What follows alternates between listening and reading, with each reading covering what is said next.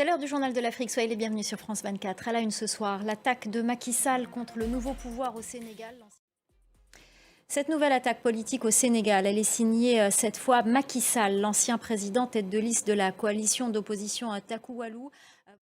Quand auront lieu les prochaines législatives à Bissau? Le pays reste dans l'attente d'une nouvelle date après le report officiel décidé par le président Umaro Sissoko Embalo. Il a annulé par décret la date des élections anticipées du 24 novembre prochain car les conditions n'étaient selon lui pas réunies.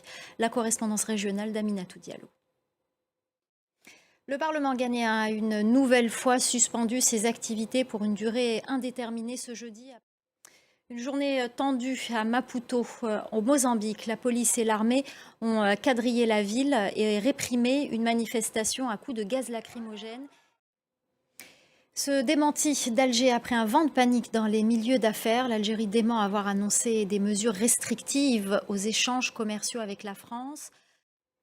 L'offensive de l'armée tchadienne dans la région du lac Tchad se poursuit. Une opération de l'armée contre les groupes terroristes Boko Haram, responsables de l'attaque la plus meurtrière de ces dernières années.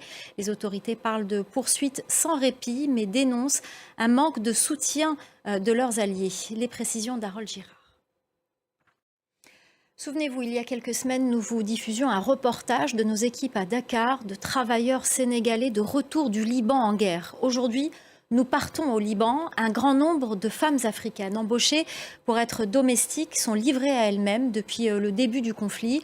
Leurs passeports ont été confisqués. Elles ne peuvent pas rentrer chez elles. Reportage de Johan Baudin et d'Ashraf Habib.